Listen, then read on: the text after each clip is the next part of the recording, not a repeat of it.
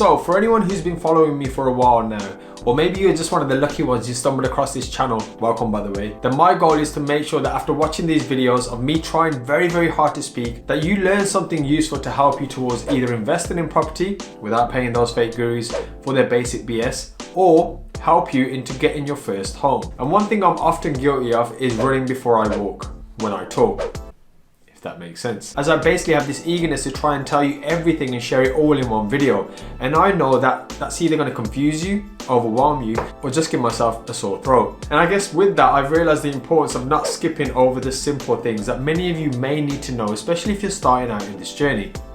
Which brings us on to today's video, how to buy a house. Now, as always, I will have some timestamps running along the bottom to make your life easier for this video, and the like and subscribe button have not moved position, so you may as well smash the hell out of them as you know exactly where they are. So let's begin.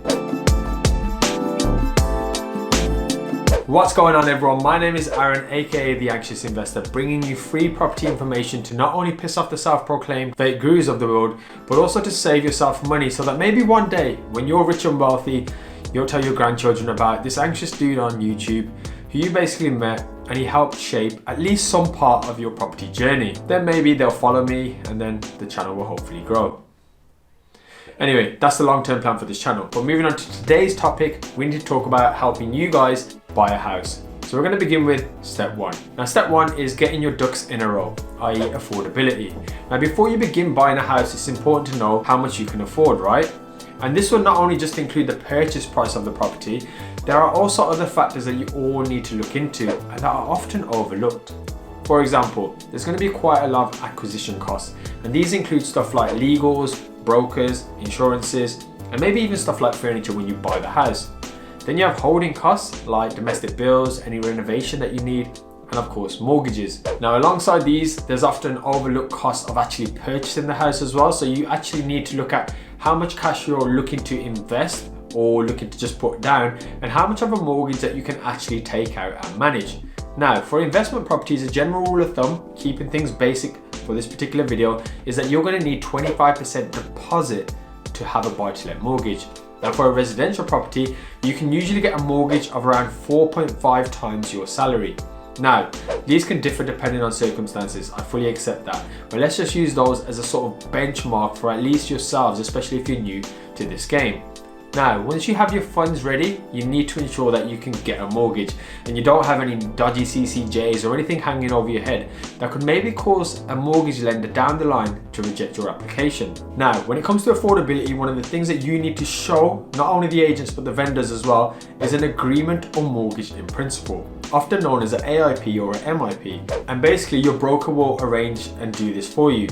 They'll simply send you a FAT file, which is a spreadsheet or a PDF, and this is where the process of paperwork begins. Trust me, it's going to be a headache, but it's necessary. Now, just before we jump into step two, make sure your credit score is up to scratch, as this will open up more lenders to giving you mortgages. Step two, finding the property. Now once you know you can afford a house for, let's just use £200,000 as an example, and you're going to use £50,000 of your savings for that, you can now do the fun part. Or as other people will think, the stressful part, depending on what type of person you are. You're now going to be looking for that property. Now, it's going to be impossible me sitting here in this chair speaking to you guys via your telly or mobile phone, telling you what you should buy and how you should go and shop for your house. But what I will do is remind you of some of the costs I mentioned earlier that you need to take into account. For example, if the mortgage company is giving you £150,000 and you have £50,000 of savings, then please remember stuff like stamp duty, solicitor fees and broker fees that you need to pay for. So make sure you factor those in. Don't go broke buying a house and then living off top ramen for the next few months. There ain't no fun in that.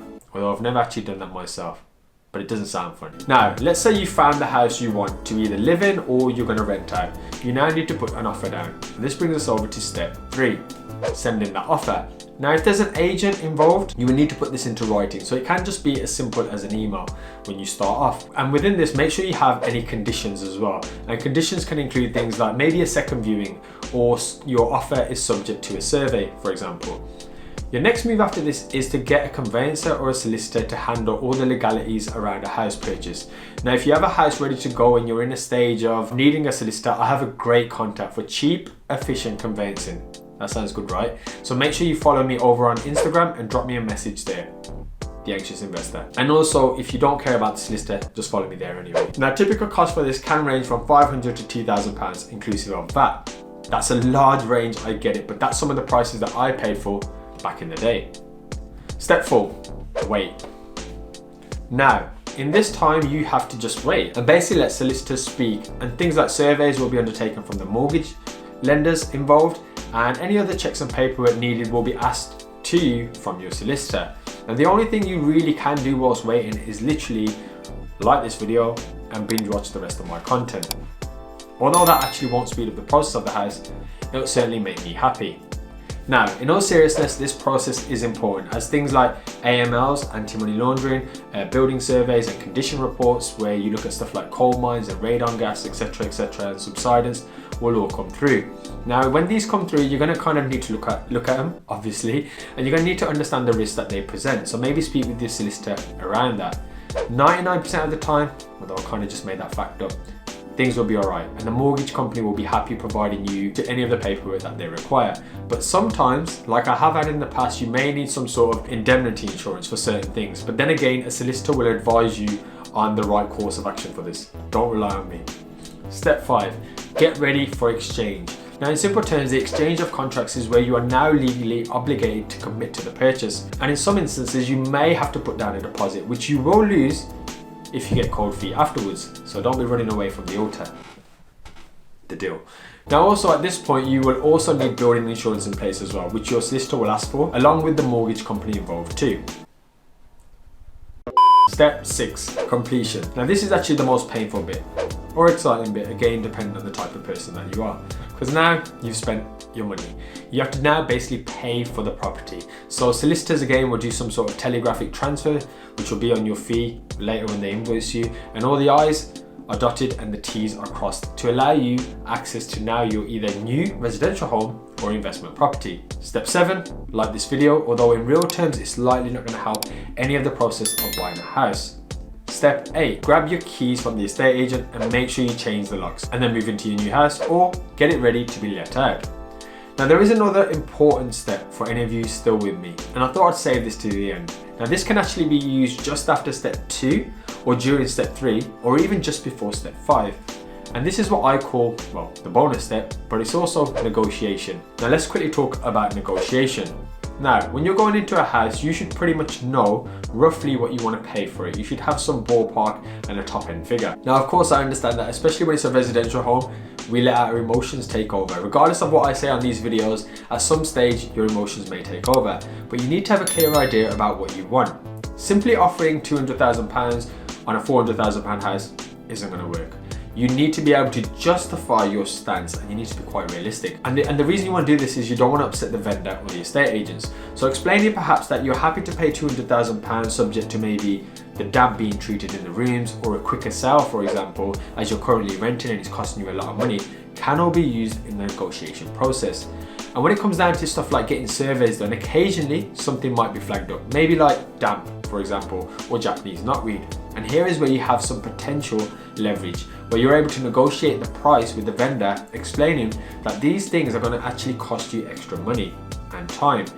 Now, how well you negotiate and how motivated the person is to actually sell, and the demand for that particular house, will determine the actual price that you get the house for. But it's worth knowing that you have some leeway up until you exchange those contracts. And what I don't recommend you doing is just before exchanging, for no reason, trying to lowball the vendor, especially if the process has dragged out, as it's just a crappy thing to do for anyone, to be honest. And I know a lot of training companies promote this, but in my opinion, it's just such a douchey thing to do. So don't be a douche, please. Now, with that said, I hope this simple video has helped, especially those of you who have made it to the end. And I sincerely thank you all for sticking around. And now hopefully you can have a quick laugh before enjoying the rest of your day, evening, morning, depending on when you're watching this, by watching a few bloopers. So good luck on any house transactions that you have going forward. Please do keep me updated with anything that you're doing. And of course, thanks for watching.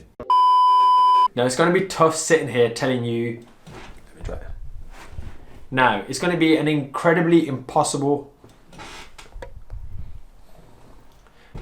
Now, typical cost for this can range from like 500 to 2,000. And basically let the solicitors, i.e. for yourselves and those acting for the vendor, talk about things like surveys that will be undertaken from a more basic converse with each other, and they'll do any other checks. Sorry, let me just say that again. Indemnity. I can't even speak. I thought I was doing well today. Now, in simple terms, the exchange, a language, the more a language. Let me show what that is.